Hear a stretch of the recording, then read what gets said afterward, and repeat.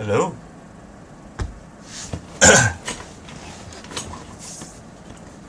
Let's see. Am I live here?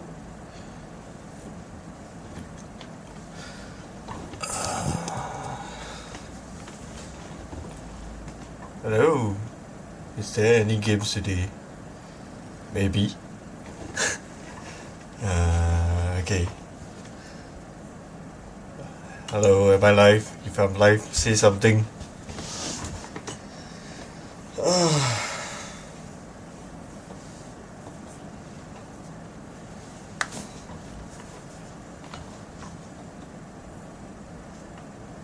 Okay lah, should be live already. Okay, I haven't streamed in a while. Okay. Alright, so I haven't streamed in a while. I think the last time was before Lyon. I think I played the Florian deck. So, there's a delay, man. Okay, but anyway, yeah. So wait, let me pull up some stuff. Okay. Let's play. Let's go to.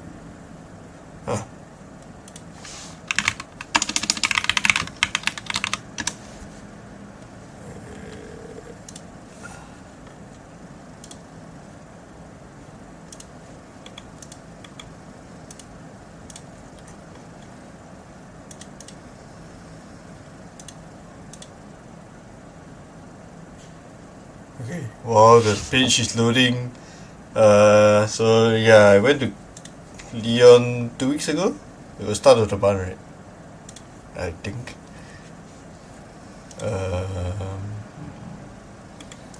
Calling Lyon was September 27. So, okay, at this point it's almost 3 weeks ago. Alright, so I went to Lyon for the first time. I do enjoy traveling to Europe as usual, but this time was just for the calling. It's not so much sightseeing. I didn't do a lot of sightseeing. So how I prepped for Lyon was actually I played a lot of Florian games. Okay, so maybe let me bring up my. Do I have an old Florian deck? Okay.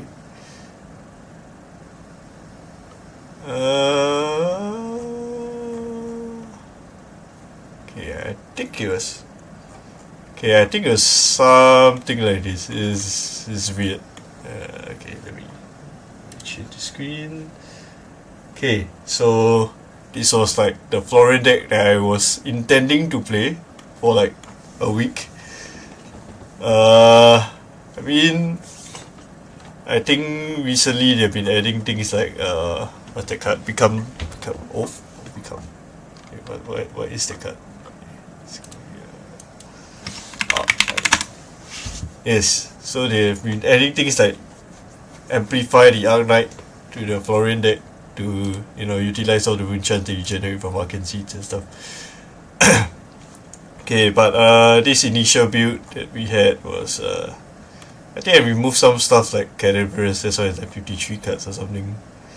But yeah, so we started off with like Decompose and stuff, but then closer to the event I was just not vibing with the deck. It just felt very awkward for a lot of reasons, so I chose not to play it and I chose to play Aurora. So how did I end up on this deck? I really like Gone in the Flesh. Just a few days before the event, I mean I found this deck very fun. I made it and then I loaned it to Mark, who was there to booth for Lyon. One Collectibles was there, and I traveled with them. So basically I Mark wanted to have some games, and I just, okay, how about you try the Aurora, and I'll try my new deck, and we'll see how it goes. And I got bought it. It just felt very unfair, and I think Kayang already pointed out that the Crown Dominion Flickerbeast combo that I think Batos was playing as well. It's pretty good. So yeah, I should bring up Bartos' deck, tournament deck. This one. Okay, so let's compare. I think there's a comparison thing. Okay, compare. Where is it? Oh, compare with other decks. Okay, copy, paste. Okay. Alright, so here are the differences between the decks. As you can see, I decided to go a bit more all in on the combo, whereas Bartos decided to play more the usual Breach, is blocks for a lot, and the Tunic for value, and the Grass and Lightning Greaves.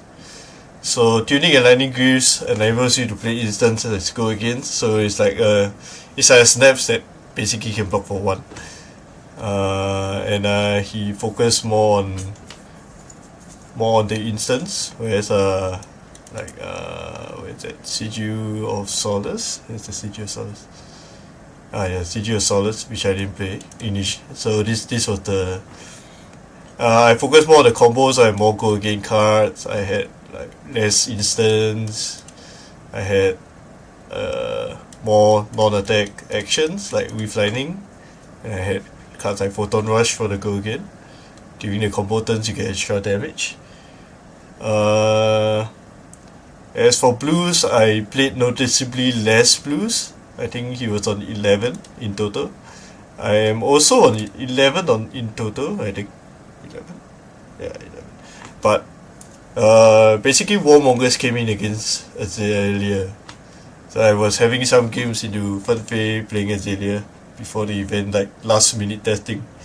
And I figured I needed Warmongers to be Azalea and Command Conquer. Yeah, which is why I had it.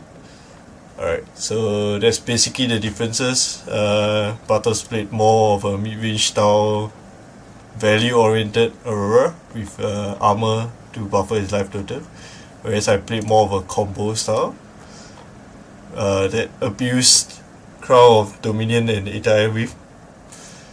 What else? Okay, so the strength of this deck is I basically beat every COMB deck that I've had. So on Friday before the calling, I played some side events. I won a bunch of games. I only lost one game to Nu, but I think there were some hands that didn't line up for me, and many of my opponent's hands lined up, and then I did very little blocking because I couldn't. So when I finally had damaging hands, as in when I finally had hands that dealt damage, I couldn't use them because I had to block. And yeah, that was my only loss on Friday. So I did farm a lot of side event tickets on that day. As for the calling, well, I mean, okay, you know what? Let's see. Okay, so let's follow my calling run. This would load. Okay, so to start off, I was where my is standing. So there. So I started with the first round with. Actually, let me bring up my. Wait, hold on. Let's see what that website. TCG profile. Okay, good. There we go. Let's go to Lyon, which was a while back. Alright. Okay, so let's follow the journey. Okay, so I started with round 1 bye. So that was lucky on my part. My opponent did not show up, so that's the luck that I had. Okay, so the following round I bet this was an Enigma game. It was very close. I made a blocking error. I drew 2 attacks that blocked for 2. I drew a somersault, and then he played a CNC with one card left in hand, and it couldn't be pummeled because he had no resource. I could have blocked. I had my other cards was like was Arc Lightning, which threatened quite a lot of damage. I couldn't really wait for my full combo. So my arsenal was a Sizzle, and when he CNC'd, I was thinking, hey, I'm gonna combo off, so I might as well block with the chess piece, right? So I figured that, there was a chance that I might not use the Arc Lightning, so I went to block for 6 instead of 7 to use my, so that I can crack my Italian Weave. It blocks for 1.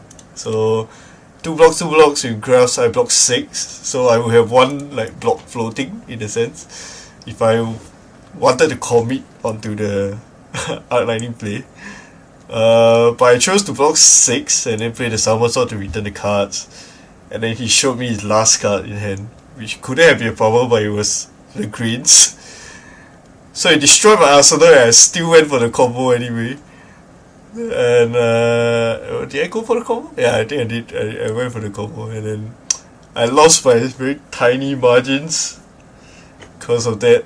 And yeah, I'm not very proud of that game. I think that was quite bad. Yeah, alright. So this game was against a Florian. Yes, this game was Florian, I think. Wait. No, this was Prism. Okay, so I played against a Prism. I managed to beat the Prism. I had... Okay, so basically, my deck had 3 poppers and... wait, no. I had... this was not... This was not this. Was it an extra? Okay, I have 1 extra card. I don't know what it was. I think it was a... yeah. Okay, but I had 2 CNCs? 2 CNCs and 2 Lightning Press, if I'm not wrong. Yes, okay. That is correct, I think. Yeah. I might have a Lightning Press in the sideboard. Okay, I can't remember, but yeah, I have 1 card that's different. I can't really remember what it was. So, anyway, I had 4 poppers. I drew most of the poppers when I could. So I disrupted him quite a bit. And in that matchup, I boarded in all my armor. So I had Crown of Providence, I had Lightning Greaves, I had Graphs, and I had Italian Weave. And then I basically just outvalued him. And he had to crack his gloves for some reason, so he went off AB as well. So, yeah. And then I won a Prism, so I was pretty happy about it. Then I paired Florian, and I actually thought I was pretty dead. I think he hit me to like 8 life or something. And he was on 20. And I went Flicker Whiffs, revealing Channel Lightning Valley, drawing Arc Lightning. So I went Arc Lightning and a second Flicker Whiffs to fuse again, and I just kind of cheesed the game from there. So that was very lucky. Okay, then I can't remember this game. This was against alright, I can't remember this round, but I managed to win it. And then this round was against the Dash. I think that matchup isn't very good for Aurora. In fact, I was quite worried when I paired that matchup. Dash, basically the problem with like Aurora into Dash is not that their Aurora has no armor. Like you could basically just free jump as well. But the problem is he's attacking you with basically there's no setup needed. Right? He can just boost away cards, and because he starts with a Pounder, you have 6 less life to begin with. So effectively you're already losing the race, and then I lost the die roll, so he went second. So I was losing the race like already. But it was quite interesting because while I didn't draw my combo at all, I think I drew 1 Arc Lightning. It was weird. I didn't even draw Arc Lightning. It was just it was an Arc Lightning-less game, but I put him on like 5 or something. So I went flicker with views and draw a card from the channel lining valley, and I attacked him with a snatch, and he had this, so he was at 6 life, and then it was very awkward.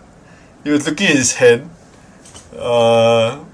and he had balance of justice in play, and he was like considering, he was thinking about it, and then I thought he has one armor on his tackle foundry hut, so he could block out the snatch, and I had like no cards in. I think I had one card in arsenal or something. He went. Oh no, I had no cards in arsenal, so I had no cards at all. And then he blocked 3 instead of blocking 4 to let me draw the card. So I drew the card, and then he cracked the, and he cracked his balance justice to draw back, so he had 5 cards, and then he went down to 5. I attacked with my weapon, and he decided to block with his armor, so he went down to 4.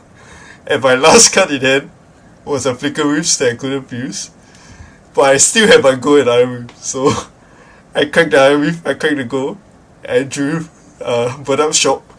So for those of you who do not know, when you play burn up shock melded, it is both an action and an instant, and also a Rune Blade Lightning card.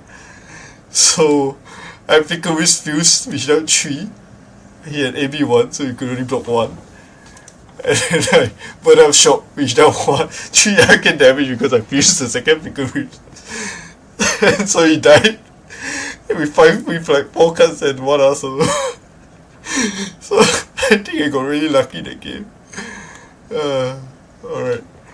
And then my last round, so there were 7 rounds in day 1, not 8. I lost to Sebastian, who was on Verdance, and he made top 8.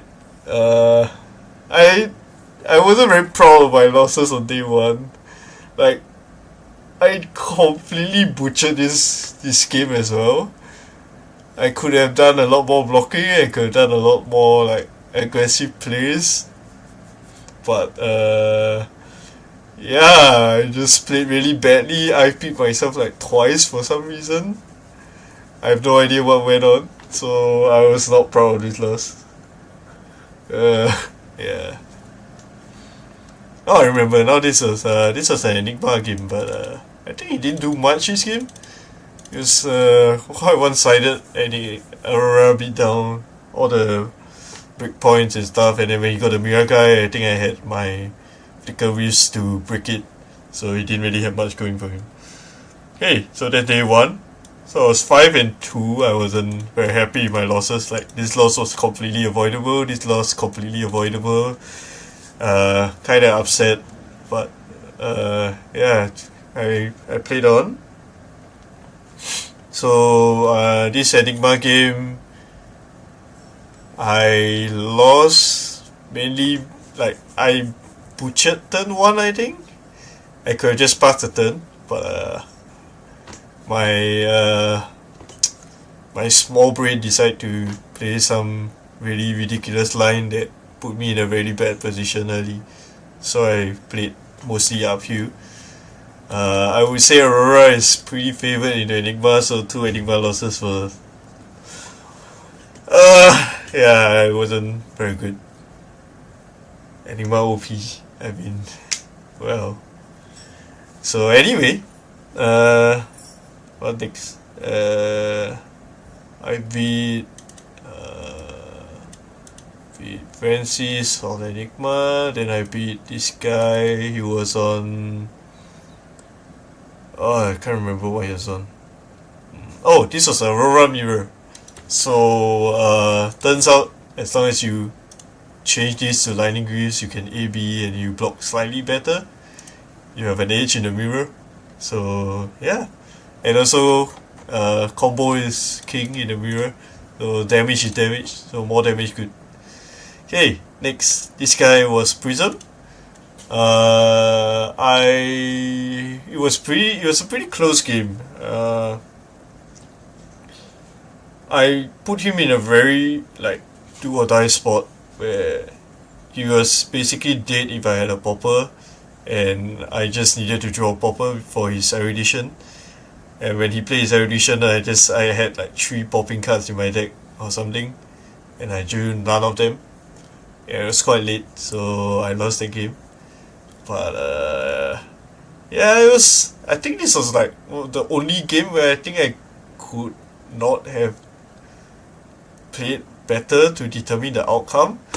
So like 3 of those games were just bad, and then like the one game that I couldn't control was like here, but it was kind of late.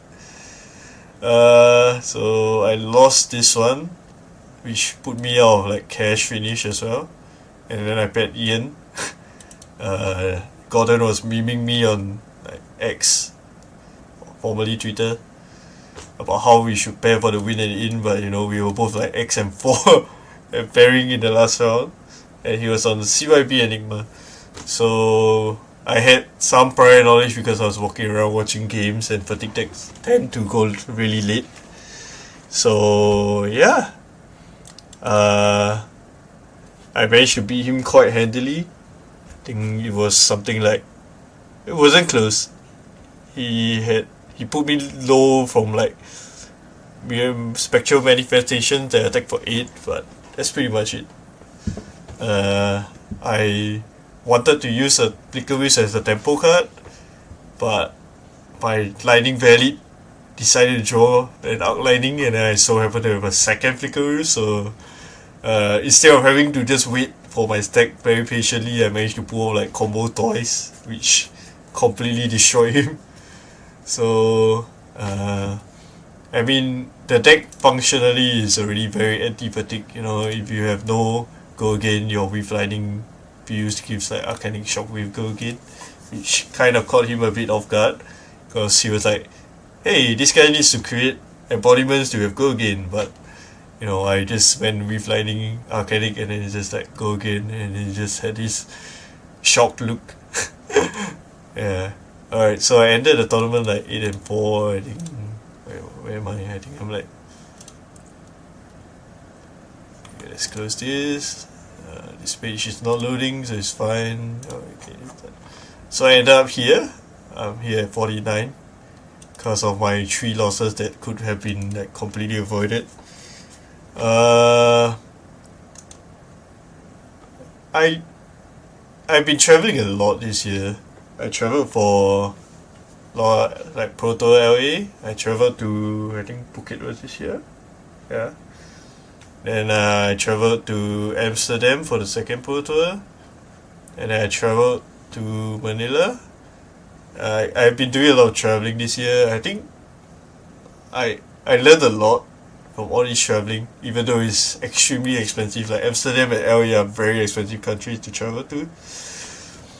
I mean, I know it's ProQuest season, right? London is like now ProQuest London, and then there's a lot of like whether I'll qualify for London, whether I want to go. There are some people who really want to go more than I do. So as much as like I want to play to win the ProQuest, I'm not, you know, I rather not take the invite away from someone else who want to go, since I'm really like considering not traveling for the first Pro Tour next year. So yeah, alright, so that's pretty much Lyon. I don't think I can add anything else. I personally, I don't think Aurora was a bad choice for the event, even though Enigma was more natural as a like established deck that was good.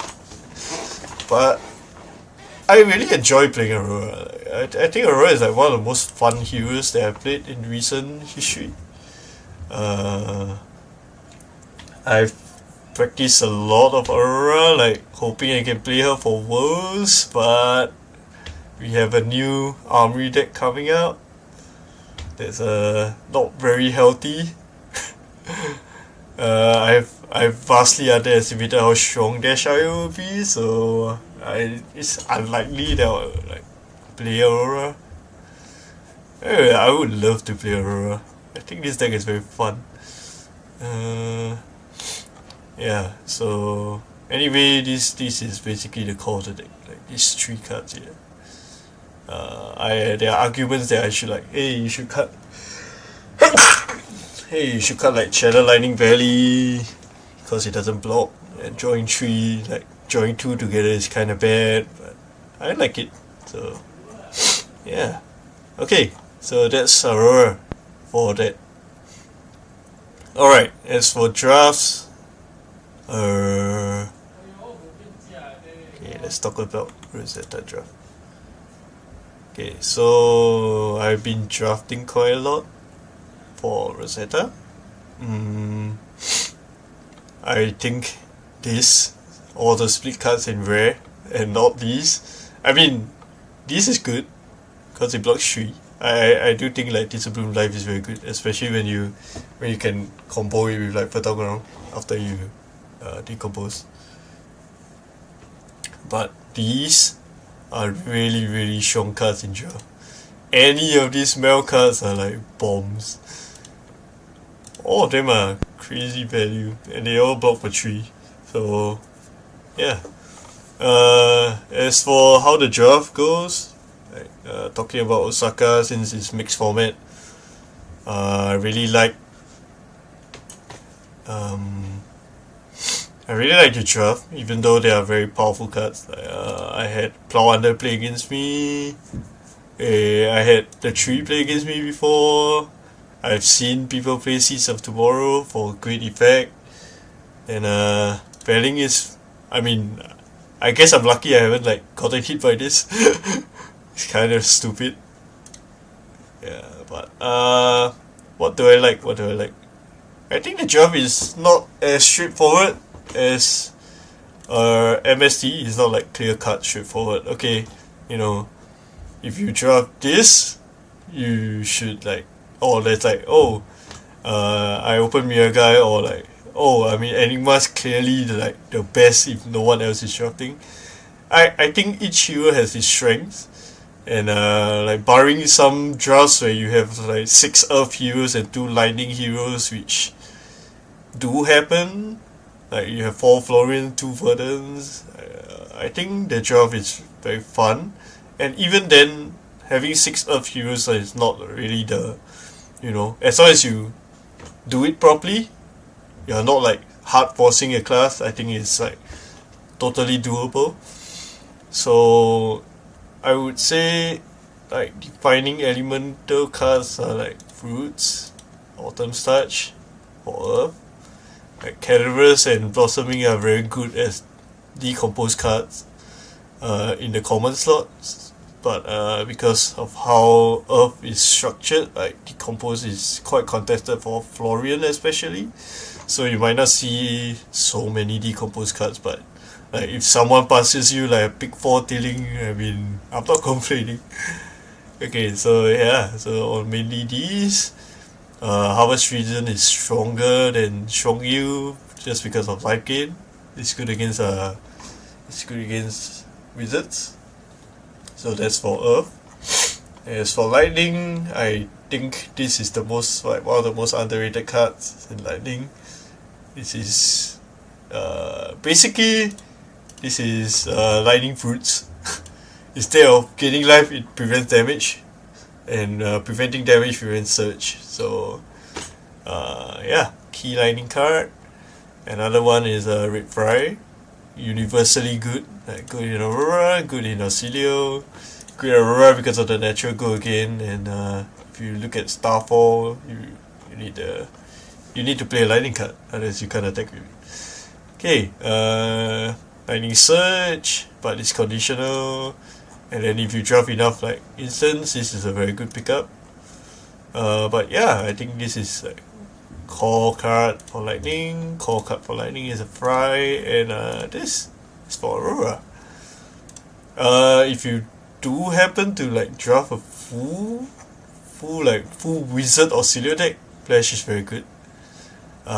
In case you don't see any of the attacks, because the Aurora's like snatching them up from you, and mainly just doing Aurora things. Flash is a good replacement. But yeah, those are the important lightning cards. Okay. And rune break cards. So generally I like 3 for 7s in this set. So cards like Autumn's Touch, Cadaverous Stealing, Fighting Spirit, and a lot of them in Runeblade is a rare. It's a 3 for 7 red. Vantage Point is a 3 for 7 red. It's pretty good.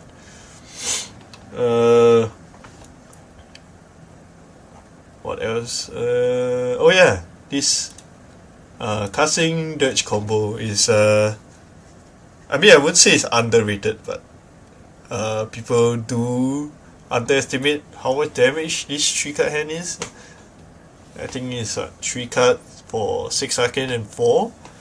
And then if you already activated Florian, this is like 12 and it's 8 arcane. So you're basically like wizard cosplaying. So this is a pretty insane combo.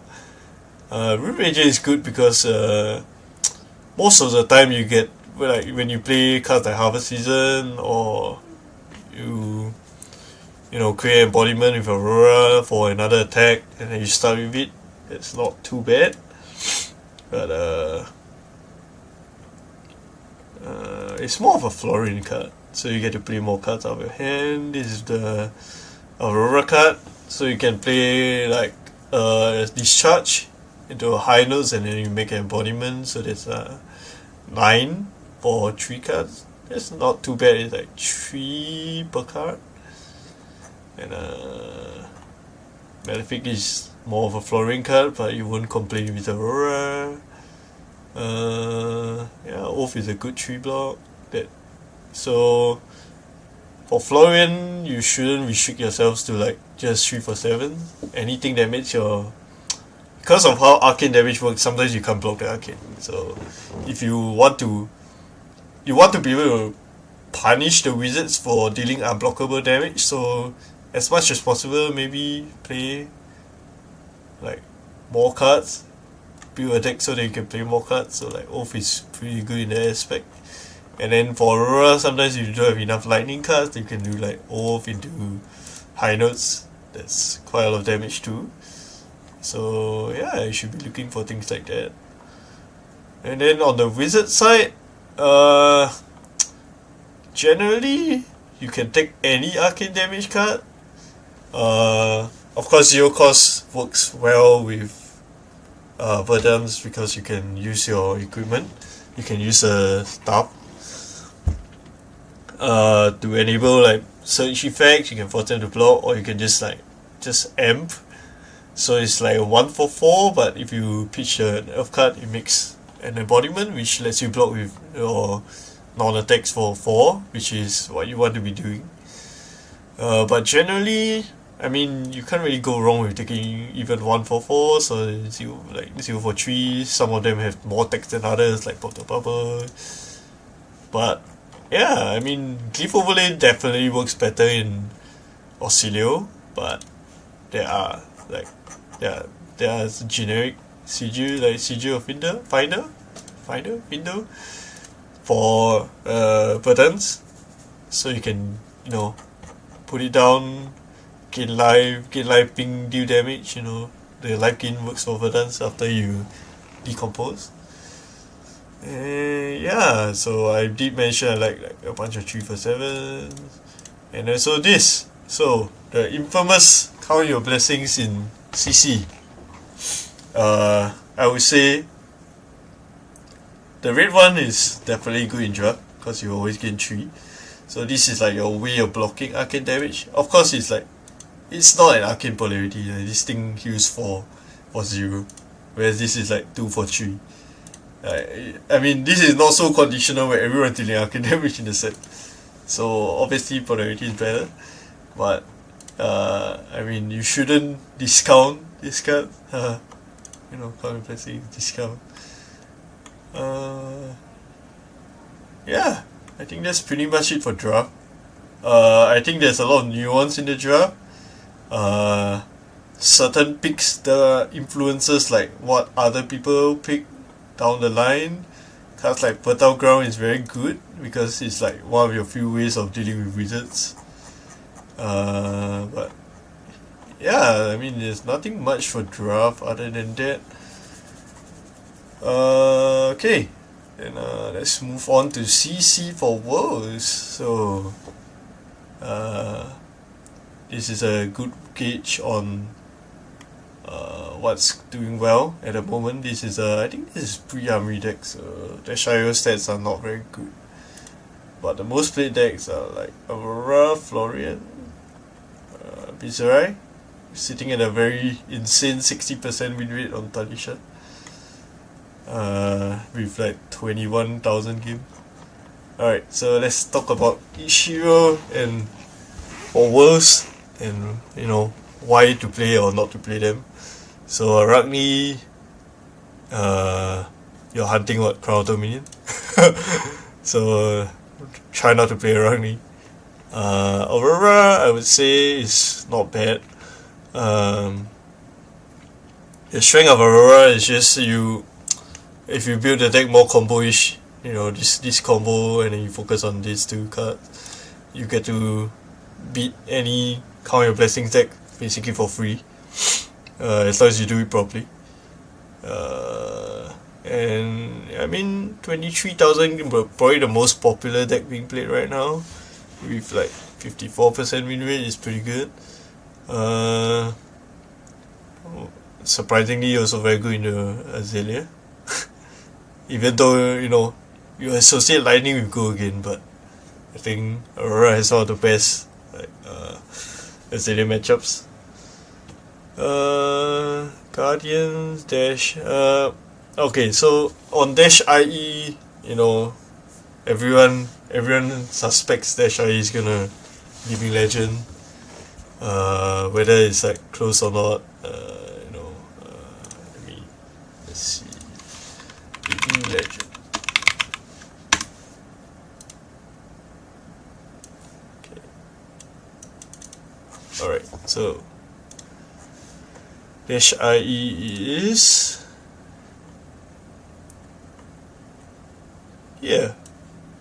sitting at 925 Living Legend points. She needs 75 more points, so that's 15 wins, and she only got 15 currently. So she may or may not hit Living Legend, but whether she hits Living Legend or not does affect the metagame slightly. I think Dash IE has a pretty good matchup overall, even though it's like not reflected here because people are just not fans of Dash. There's only 1.7k games. But I understand why. Dash IE is a very linear hero. So yeah, not very fun sometimes, but I think it's a good deck. Okay, alright, where are we? Good into. I think this is slightly skewed. I think Aurora can be a bit more favored because of how more proactive you are against like Florian, who needs to block early to decompose. So not a bad choice. Enigma, I mean, I mentioned you should be favored, and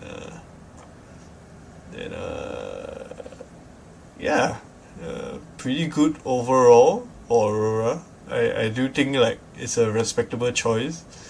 This I haven't tested much myself. I do think it's winnable, but the Zentate does put a damper onto outlining things, so there's like 2 turns of outlining negated. So might not be ideal. For HQ, because some people are playing Slapdash. Oh, that was it. I mean, I think there's a bunch of dashes, like different versions of dash out there. There's the hybrid dash, there's fatigue dash, and then there's some that like does some weird switch, sideboarding or something. I don't know, but generally the problem with dash being dash has been around for quite a while. Dash has a lot of fans, but I can see why people are playing less dash because there's this uncertainty of whether you should be practicing a matchup that or playing a deck that you don't know whether you can play for Worlds, which I think is, like, yeah, that's kind of a problem, right? But I do think that Dash is still a very good deck. She's sitting at 54, which is like on par with Aurora. Pretty good matchups overall. Maybe like even the Enigma matchup is like, even though I think it's still Dash favored, it's not very good on Talisha. But I mean, please remember that on Talisha there are players of all skill levels. So take all stats with a pinch of salt. But some sample sizes are they do correspond with our testing results when we try harder for Worlds and stuff. So things like Pinsara into Florian, for example, one of the most played matchups in like 2000 games. Yeah. Okay, so anyway, we will go to that. So I'm going to sidetrack and talk about this deck. So these stats, please ignore these stats. These stats are not accurate and representative of post-IO Armory deck. I admit I underestimated how strong IO will be post-Armory deck. For those who are uninformed, you would see that IO gets this card, which is freaking insane. And you think that's the worst of it? Let's look at the greatest offender. As what Pei Tong has mentioned in one of his recent interviews on one of the Facebook pages. Yeah, this card definitely had issues at some point. I can't divulge much because I am testing with a group of friends. Effectively, we are like a small, you can consider it a team of people. I am also like, I do talk to people in the region about preparation for Worlds, so I can't really divulge practice or deck list, right? But I can definitely tell you that Dio is not overhyped. Dio is the real deck.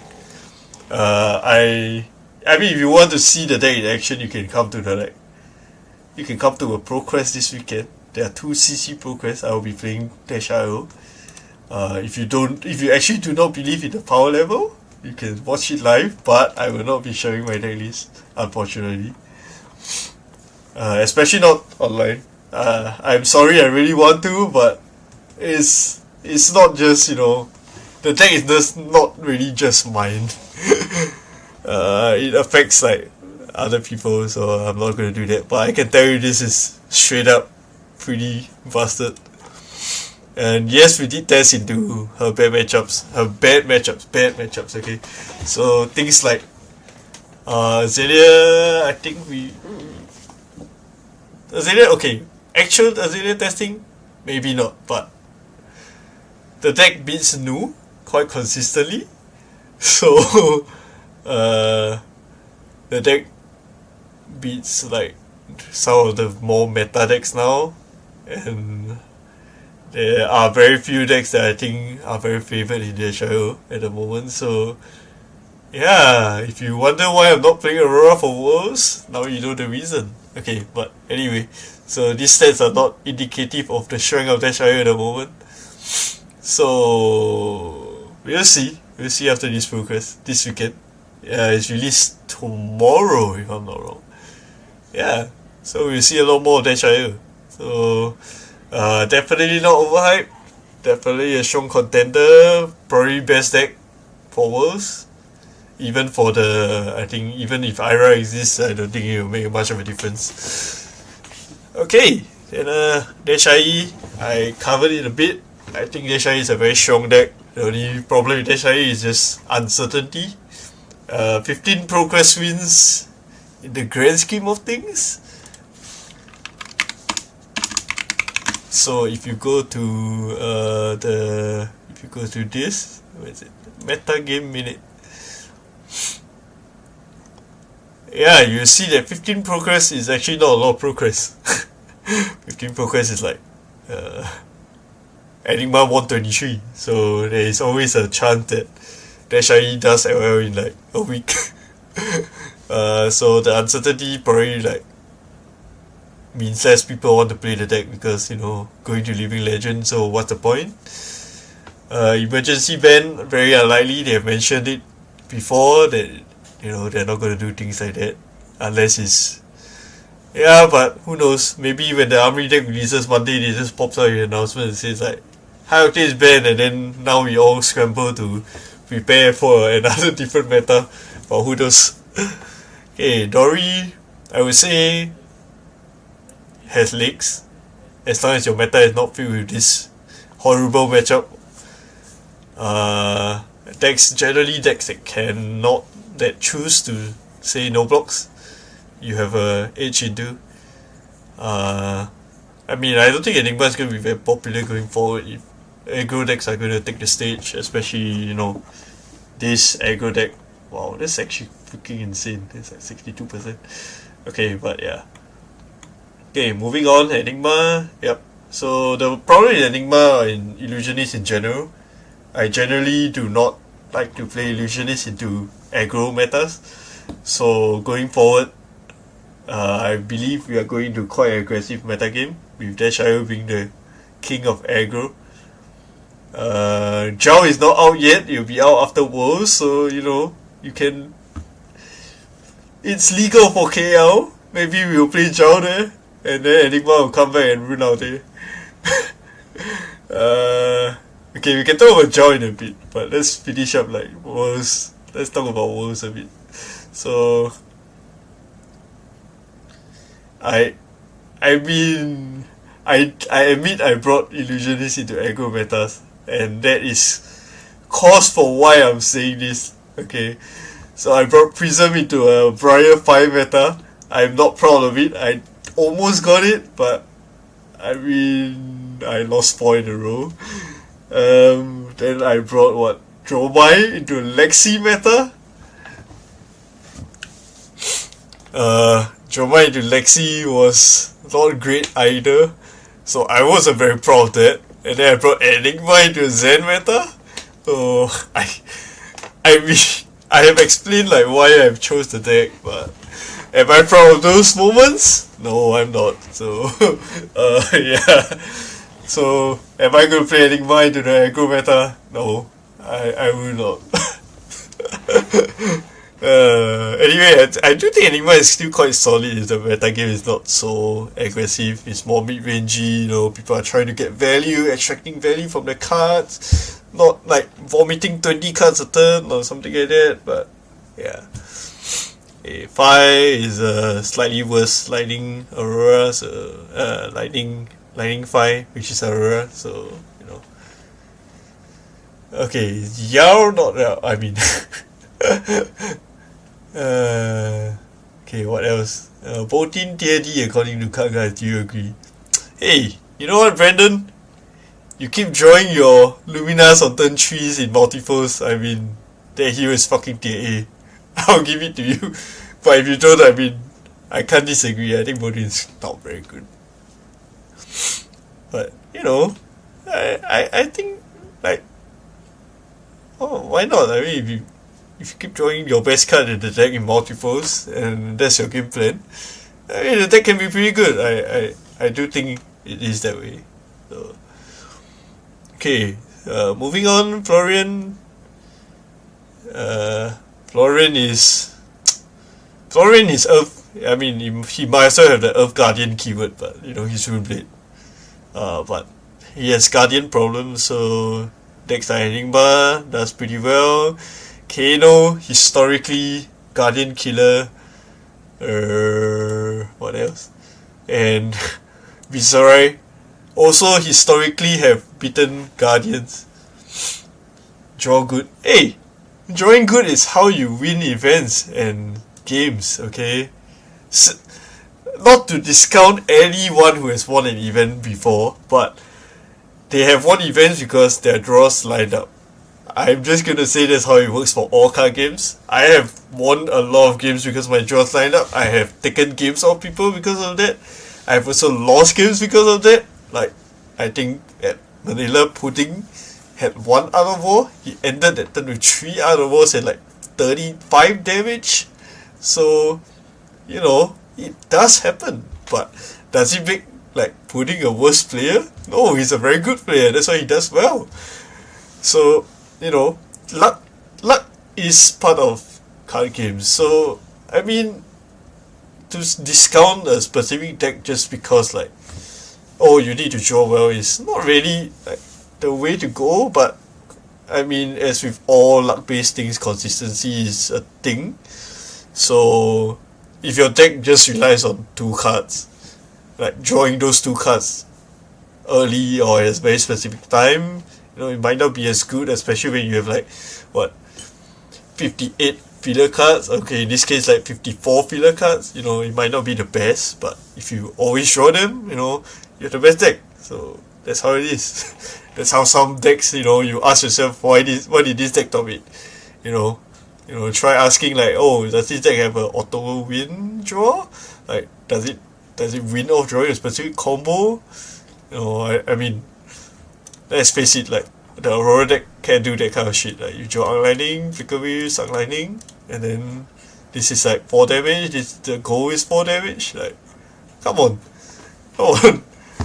There's a reason like why certain decks do better and why they, you know, they are inconsistent and stuff. So yeah, it's just something to consider. I'll try harder to draw gooder. I mean, yeah. It happens. Alright, so anyway, yeah, so I think Florian is not a terrible choice for Worlds if you are just trying to target, you know, specific decks that, I mean, ignore this stat because this is pre-army deck, but I do think, like, there is, if you expect like people to play the anti-meta deck, like Victor for example, I think Victor has historically had a very good like win rate into a lot of other decks, but okay, you know what?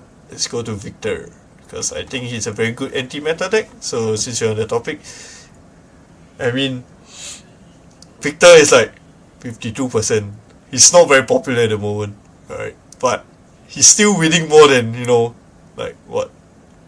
I don't know, Prism, Riptide, like, I think even KO, KO, I don't even think KO is a bad deck, but like, he's just not good into, like, Aurora is just not good because Aurora just does better things, and like, personally, KO always had a very good Victor matchup and stuff, but you know, end of the day, Victor is at like 52% win rate still, you know, even though he's hugely unpopular at the moment because of Enigma, which he is a terrible matchup into, Florian, and you know, like certain other decks like KO, even like Labaya, I guess. I don't know, he wins Labaya, so scratch that. Verdance, who personally also does not have a very good win rate. I think it's like 40. Okay, moving on, we have Kano. Everyone's favorite boogeyman, unfortunately very bad into mechs. Also historically quite bad into shock charmers. If you look at shock charmers more closely, it says Spell Void too. I think like decks like there are some decks that also play Tiara, so SV4, SV3, pretty good into Kano, so maybe not his meta. But eventually when the format slows down, more Guardians come out, you know, play Kano. Kasai, unfortunately not the warrior's time at the moment. I think Dory is still the best warrior. Maybe in future, you know, once Enigma goes away, Florian goes away. I mean, he's abysmal. It's like 29% and it's like, what, 18 into 11 games. Oh my god, it's tragic. And also, yeah, Rimblades historically have beaten warriors. Katsu, victim of circumstance. I'm sorry. Okay, we have talked about KO. I mean, I'm glad that I'm validated by stats that Azalea has losing win percentage into KO, which means I might have a skill issue when I play against Fenfei. But Yeah. What else? Yep. KO's fully back into Viserai, nothing changed. Boot still back into Rune Blades. Lavaya. I think that Art of War hit does. A lot of people say like they can not play Art of War in Lavaya, they can play Wallride, popping the deck functions, but in the Runeblade meta, I do not agree. Generally quite bad into Runeblades. That's a very interesting statistic because yeah, I've had issues into the fire is new, but I guess I'm wrong. But yeah, generally not very favorable across the board. You kinda don't beat a lot of meta decks, especially when Aurora is like an Enigma. Holy shit, losing into Enigma is kinda sad. But okay, to be fair, Levi is a hard deck to play if you're not really like very fluent in the deck. So I'm not really surprised. Okay, Max, I'm sorry, not for Worlds. There are better mechanologies in the current meta, so maybe next time. Definitely not Olympia if Kasai doesn't work. Need more help. Auxilio in an aggro meta is sad. It's very sad. Not to say that Auxilio is unplayable. I think there are some more refined Auxilio builds that can maybe sneak some wins, especially with like huge turns, like potential 30 damage on turn 2, that kind of thing. But there are more consistent options, so maybe next time Auxilio will see his like day in the meta game. Okay, Prism. Very noticeably very very bad into Dash IO, Dash IE, sorry.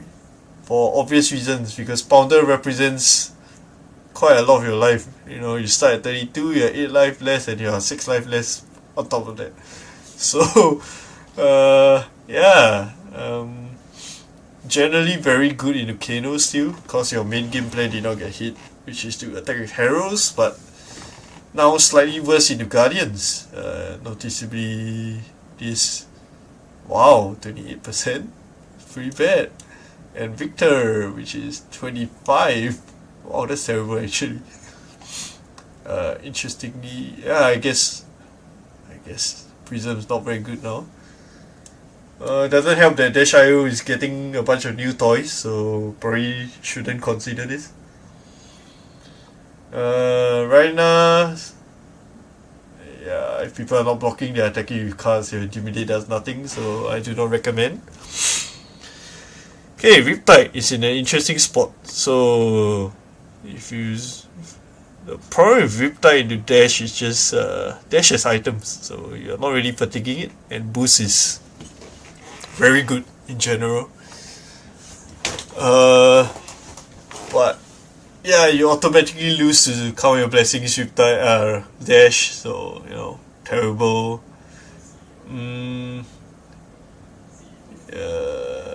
Yeah, you really don't have good matchup into Florian, so I do not recommend. And also, generally, you lose to random arcane decks. Well, it's quite high though. Oh my god, that's terrible. And Viserai has like more gold gain cards, so you think Viserai would be affected, but I guess it's not, since you play your not attacks before you play your attacks anyway. Other than Revel, but you only have one collapsing trap. So if you don't catch them, you're eating the Revel in Rune Blood, which means you're probably dead because you can't pitch. Okay, Boltin. Why I would say is not D. The only reason why is Boltin can be pretty good if you are playing specific builds into specific decks. And also, generally, if you have played the Boltin army deck, I think Boltin is very strong already. At baseline, it's just he can't really keep up with the current best decks a little bit. In terms of, value per card and stuff. So I wouldn't recommend Boltin, but I do think like if you want to play Boltin, it's not unplayable compared to like Teklo Watson, for example. Okay, anyway, moving on. Uzuri. So Nu and Uzuri, I think, considering that Uzuri won the last Pro Tour, right? Yeah. Okay. So, and Nu was quite close, losing to Uzuri along the way, but I do think like Nu and Uzuri have their place as the disruptive decks of the meta game. It's just, I think because of how much redundancy there is, like when you think about Zen, you think about like combo cards, you think about the Transcend cards that Zen needs like specific pieces. So if they are disrupted, Nu can basically stop your whole turn from doing anything. But like when you compare to Aurora, decks like KO, they have so much redundancy. Like, yeah, they swing big, you can take a swing big, but they see your bare fangs. And then the whole Aurora deck is basically a bunch of 0/4s. I mean, some do more different things like Snatch, but when you have cards that you just want 0/4 that go again, I think disruptive decks are not great. Especially if they have armor as well. Yeah. Okay, moving on. So this is a very interesting hero at the moment. I do think there are some very interesting lines. It's just I haven't really tested enough to know whether they work or not. But I mean, the Enigma matchup is quite bad. I think the deck is like not very straightforward as well, and there's a lot of ifs. Like there's a lot of variables that might affect whether this is good or not. Yeah. So I mean, if there's someone out there who can find out how to abuse the meta game, the like more common meta game decks with Verdun, and this might be a breakout deck at Worlds, but I do think it's a little unlikely. So yeah. Okay, moving on. LL tier list after I think, I mean, I do think that LL will be a more played format going forward. Like LSS is trying to promote Living Legend, but it's not a Worlds format. So I I mean, I do my best to try not to think about the better harden. I am trying to do well at Worlds, so I haven't put much thought into Living Legend, but I mean, personally, I'll probably just play Prism or something. After all, I did lose to it, and the deck did have 2 top 8s in the last one, which was at Amsterdam. But yeah, and with the banning of like Kraken Satavin, I think actually I might not even play Prism. I don't know. I might even play Kano. I think Kano is pretty good, but it's just I don't want to put too much thought in there. Yeah, but the team cup is for 3 people, and I'm not involved, so not one of my priorities. Okay, moving on. We have Visarai sitting at the highest win percentage in recent history. I think recent history. Actually, let's go back like a month. Okay, let's go back 1 month. So Visarai was at 60%. And this was a month ago. No one's at 60. It was highest was Deshayo for some reason. And let's go back another month. Okay. And the highest was Nu and Zen probably. Yeah, 57. So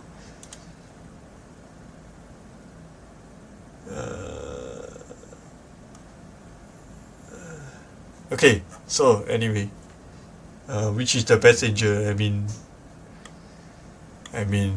it has to be protection, right? Okay, but anyway, Visarai 60%, with 21,000 games. So I think that's slightly less than Aurora, but putting out very good stats. Does have a losing Aurora matchup though, so that's one thing to take note of. But Visarai has pretty good matchups across the board, beating even Dash IE for some reason.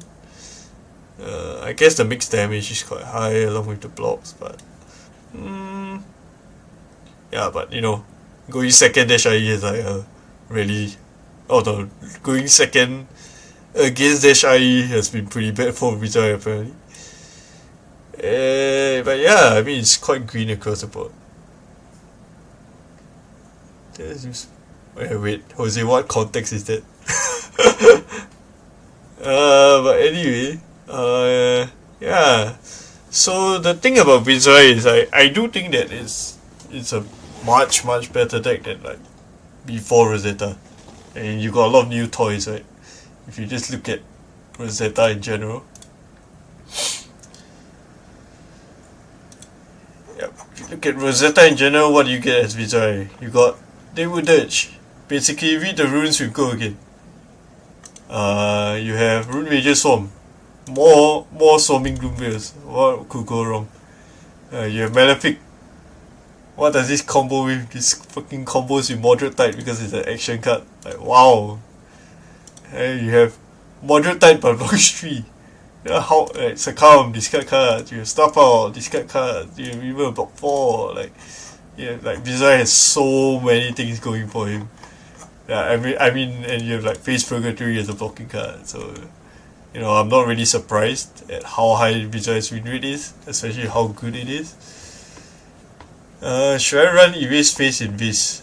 Or 3 Snuff Out or off 3 seconds? Okay, so I think Succumb is a very strong card if it's right. The only problem is people are blocking your Snuff Out, so Succumb and Snuff Out kind of a little bit too redundant because you're trying to split it up across. Whether you should play Erase Face in Vizsla, I do think the deck is trying to go lower on the curve. You have like 18 blues if I'm not wrong. Well, yeah, I mean you could technically support Erase Face, but what are you really Erase Facing? And Erase Face blocks too. So I don't think it's great, and the fact that you have to keep like a non-Runeblade card might not be one of the best things. So Erase Face might not be the best option in Vizsla. And I think the Vizsla lists now are like more and more refined since there's so much sample size out there. So you have like a whole like okay, so if you go to public decks, right, and you just filter by Vizsla, right, like holy shit, there's a lot of deck lists, right? And there's like first, there's like Showmas, PQ London, whatever. There's so much, like so many options out there. So it's like this is second place, I think. So like just from the sheer number of games, Vizsla has a lot. Like your deck is probably quite restrictive, and then you have to have some tech cards into certain matchups. So maybe not Erase Face. You have a lot of options, but feel free to explore. Yes, I think Vizsla is pretty good at the moment. Yeah. Okay, and I think that's it. Zen and Vincent are your fringe decks. Whether you want to play that. I mean, Zen is pretty damn good in Enigma. Imagine taking like 3 bands and still beating Enigma. It's just like, yeah, maybe Enigma's not very good in the Zen. But holy crap, that's a stat. Oh wait, that's Victor. Yeah, okay, never mind. I thought that was better. What do you feel about Crown of Dominion plus Iron Wave combo in this? I think Brody's did an interview recently on one of the like websites. I think it was Go Again. I think Shoma's website. So basically, he explained that the Dominion was just there are certain times where when you pitch a blue, you have the extra 2 resources, right? So the extra 2 resources let you draw a card off the go. So you don't have to use the Iron Wave at all. So he was saying things like, actually you can consider just cutting the Iron Wave entirely. And I don't think it's wrong. Like you could play a combo of a Dialectic and Dominion, and then every time, like once per game, if you have extra 2 resources, use the go to draw a card. And then maybe the card will turn into more damage. Maybe it's a Revel in Runeblood. Maybe it's just like an Arsenal target. Any of those work. So yeah, So maybe you can just play Crown Dominion and just cut the Iron Wave in general. Yeah. Also, I mean, win every die roll instead and go first high roll. uh, that describes a lot of decks out there. So I'm not sure that's solid advice. What is the BD going forward? Definitely Deshayo. But Deshayi may be pretty good. I mean, Deshayi also gets back cut, so who knows? Aurora, I don't think will be very good going forward as long as Deshayo doesn't like gets uncontested completely. But yeah, maybe pulling up. But yeah, yeah, Deshayo has been putting out numbers that I don't think are very fair in our testing, so that is probably what is going to come this weekend. Deshayo is definitely not a bad deck. I disagree on anyone saying Deshayo is a terrible deck. I think they need to play more games and stop talking shit. But yeah, I mean, I think there is a problem. I mean, like I mentioned before, right, the problem of Dash IE just hovering on the, I'm going to hit Living Legend and maybe I'm not, and it's like, oh my god, am I supposed to test a deck that's going to hit Living Legend? And that's kind of bad, right? So, and you do want to use your time more, you want to be more resourceful with your time. So maybe Dash IE, but there are some really good Dash IE players in Singapore also. Everyone knows, our national finalists play Dash IE.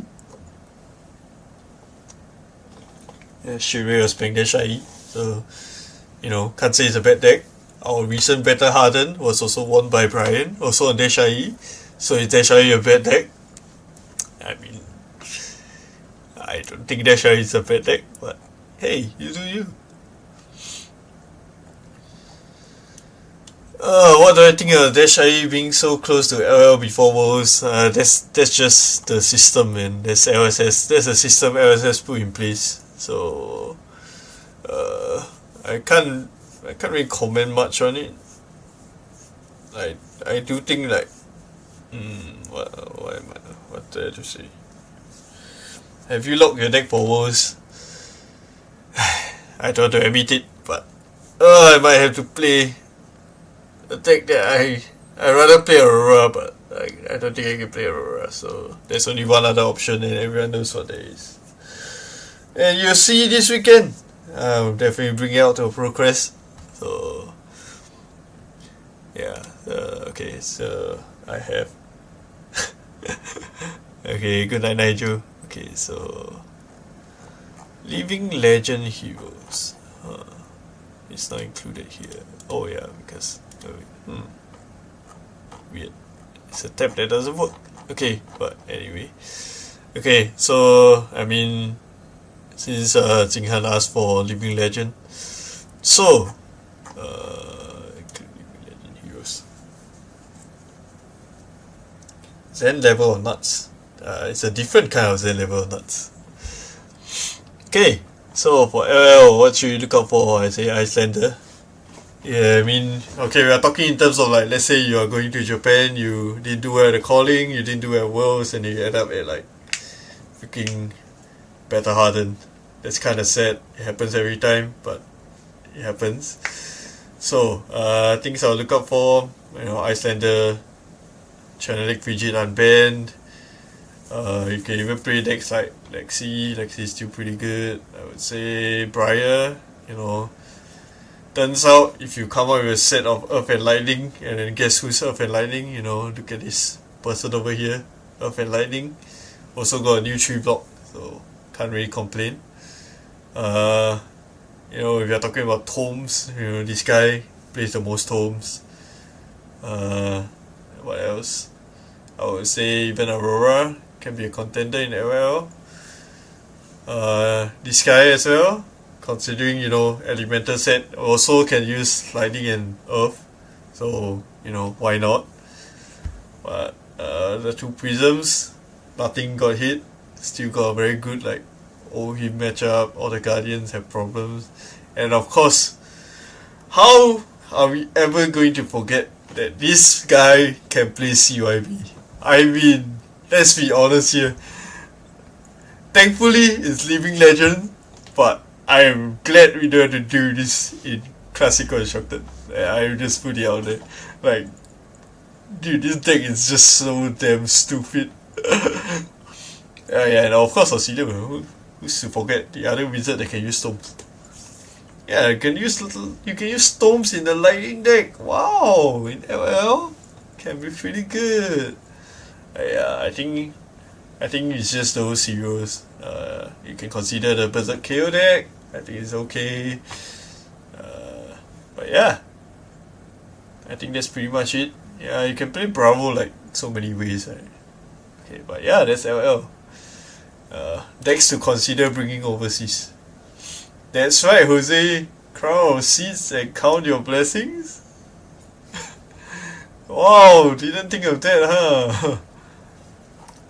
Hey, but anyway, the Shambler. Alright, so Dash.io, I mean the core cards. You don't need to say Hurricane, you need Cerebellum, you have Genius, what's there to say? This is also not my Neo deck list, so you know I'm perfectly willing to show it here. The usual Dash cards, you know.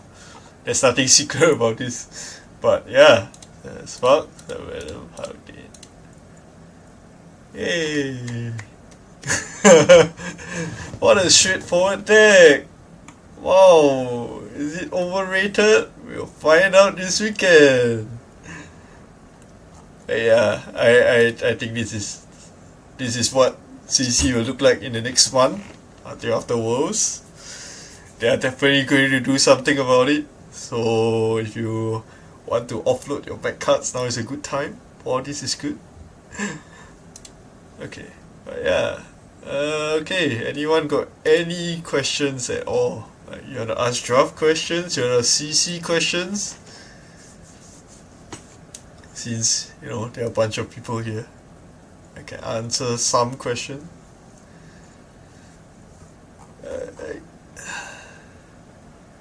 I do want to say I do enjoy playing this show for me. So, how to beat Fatigue STO? How to beat Fatigue STO? My advice is to play a specific card that lets you utilize your weapon better on your high octane turns. What that card is, the card went up a lot in price recently. It starts with System. Yeah, that card is pretty good. The other way is just to add cards that, you know, I mean, we can go look at what is there a card? Okay, so we can just skip the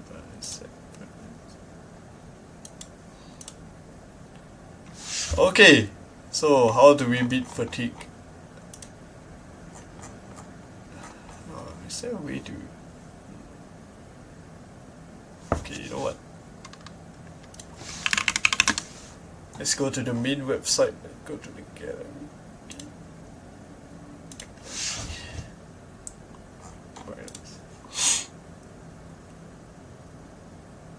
Okay, so how do you beat Fatigue as Dash.io? Okay, this is speaking from my experience playing Dash.io previously before the new army deck, okay? So, cards like Penetration Script, you try to keep it as long as you can. So, generally, how you beat Fatigue is you go over their block values every turn. So, the average block value for decks out there is like, you block 4 cards, there's 12, so you have to find a way to do maybe 20. And Penetration Script is like one way to do it. Another way to do it is you play Backup Protocol to take back like max velocity, which is... So max velocity, if I can find the card, it should be somewhere here. Okay, it's not there. That's fine. Okay, apparently it doesn't show up, but okay. So max value is what you should aim for, especially when you boost a bunch, to try and beat fatigue. I would say if you're playing Tackle Foundry hard, do not press do not activate the ability too much, even though the resources can be a bit tight. You need resources to be able to play your max velocity, but you need to try to not be too liberal with it, otherwise you run out of cards. So, how or when when is the best time to play max velocity? When you have boom grenades on board, maybe you crack the boom, your boom, the value from the boom grenade. So, if you think about in terms of damage, it's fine. Okay, so if you look at boom grenade, it is 4 damage, right? But because symbiosis shot gains a steam counter every time you every time an item enters play. So what you want to do is you want your boom grenade to go off to deal the 4 damage. So yeah. So you're just trying to guarantee the hit on the boom grenade with the max velocity, and then you're just trying to get find a way to also utilize your symbiosis shot. So cards like high octane, and yeah, that's how you go over fatigue. Okay, when will I get to play Bravo again? More specializations. Eventually there'll be enough, and then you get to play Bravo. Okay, anyway, I don't think Count Your Blessings is a very good card going forward, especially if you're not playing like a dedicated Count Your Blessings deck. I do think it's a bit of a skill check in a sense. So if you do not know how to string together large enough turns to go over fatigue, the Count Your Blessings will stack, and then when they stack too much, you lose too many cards, there's no way to win anymore. So, I think you have to try and utilize every one of your cards into fatigue. You cannot just liberally I just play this out, and then play this out. And of course the best thing in the fatigue is, why do Guardian decks beat fatigue? Or rather are the best fatigue decks. Well, sometimes, let's assume Dash IE is Living Legend, why is Guardian the best? They have cards like Miller's Grindstone, their cards straight up, so one of their cards straight for 2 cards every time. And generally they are okay with blocking with more cards. Their cards block better, they have armor, so to beat decks like that, you just need big enough turns. Turns that go crazy, turns that do 40 damage, or you just get to utilize your weapon more. You just use your weapons more on the aggressive turns, play cards with breakpoints, don't play there's a reason why Fire used to be good against fatigue, and that's because Fire went 0 for 3, weapon for 3. So 0 for 3, you trade 1 card for 1 card, and then the Searing Ember Blade trades a card for free. And then where does your damage come from? It comes from the Phoenix Flame. The 1 damage over 40 turns stack up to 40. So that always gets people at the end. Yeah, you don't realize, but it's the Phoenix Flame that always kills people. So yeah, that's how you play the fatigue. And now that Deshayo is a premier aggro deck with ridiculous damage, you might see more people being able to deal with fatigue. But yeah. As much as I wanted to play Aurora, I don't think Aurora is playable anymore into a Deshayo meta. So unless they ban High Octane on Monday, emergency ban ? Maybe they'll emergency ban High Octane. They're not gonna do it. So yeah. Okay. Any other questions? So I think that's most of my Wolves prep. I think I've said a lot. Maybe a bit too much, but I think this has been a very enjoyable testing. It is a very enjoyable testing season, even though it's it got a bit lopsided. But I think the testing for draft was very good. I really enjoyed the draft format, even though I think there's a bit more to be desired from the set. The new heroes, the new wizards not getting anything. For elemental side, bruh, too many generic wizard cards. They are not, boring. What is my favorite draft archetype? Okay, that is a good question. So, what is my favorite draft archetype? Let's go to February. Okay, wait, let me put it up. Okay. Alright, so my favorite draft archetype is actually, at the moment, of course, I would say the most enjoyable I've had is probably playing Lyon. No surprises. So the deck, I mean, generally is a very straightforward deck. Elmo, not so much. I do not really enjoy Celio that much anymore. I think the deck is like, yeah, HS Tribal. Yes, that's right. HS Tribal is what I really like as well. Aurora, but Aurora can be quite hard to draft. But yeah, I mean, turns out from Uprising, HS Tribal is still pretty good. You can just do a bunch of 0 for 3s you go again. But yeah, the problem I have with Wizards is that if your draws do not really line up properly, there's just too much going against you. So it's not that I will avoid drafting, as in I wouldn't object to a good wizard deck. But I will try not to play the wizards because they are a little more inconsistent, just a little bit. In terms of deck building, it's very hard as well because you need specific cards to make it good. Does forcing a hero work?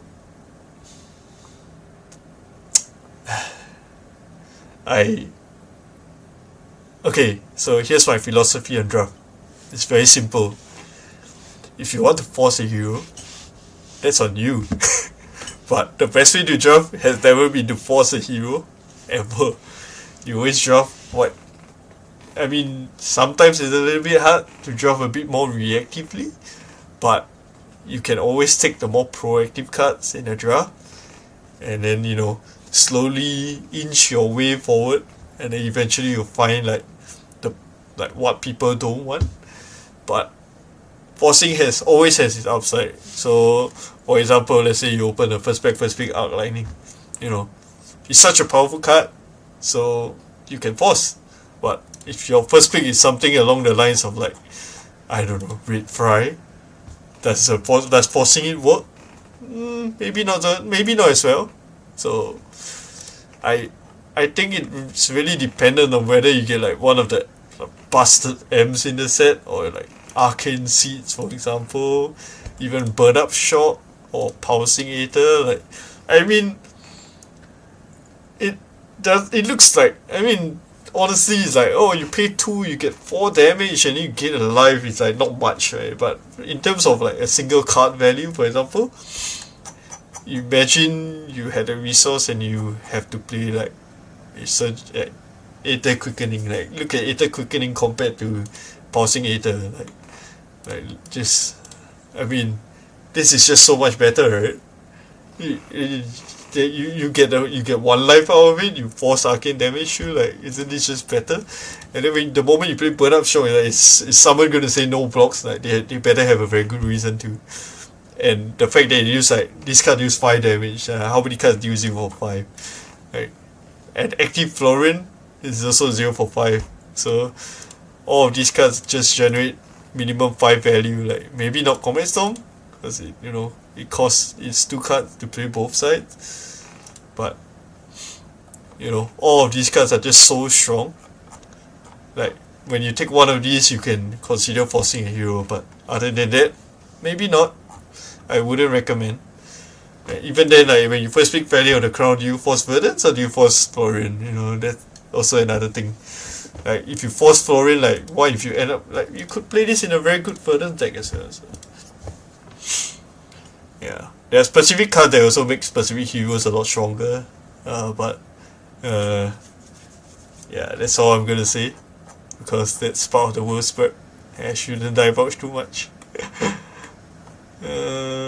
Yeah, I mean, if you have any questions about draft, you can ask. Like, if you are in Singapore, you can just ask.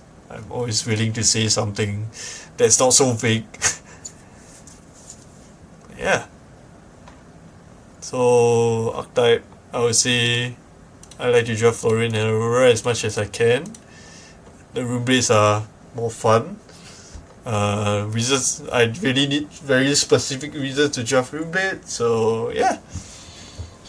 Okay, I think I've been rambling for a while. I'll try to get maybe. Well, I'll see how it goes, but the next stream will probably be after Worlds, where I can talk about my trip to Worlds, talk about the fun stuff, maybe vlog. Will you wear draft for? I mean, I have taken a lot of majestics, but not for Worlds probably. Okay, so anyway, yeah, the next stream will be after Worlds. Yeah, sorry Keith. There's not much gameplay today because a lot of it is my Worlds prep. Not just mine, but all of yours as well. So yeah, sorry. But the next stream will be after Worlds. Maybe I'll like do a vlog or something. You can watch my Worlds journey. I think it'll be a bit interesting. So yeah. Yeah, sorry Keith. See you next time. You can watch the board. I'll see you all whoever this weekend for Progress. You can say hi, ask me questions. And yeah, alright. Thank you for watching. Bye bye.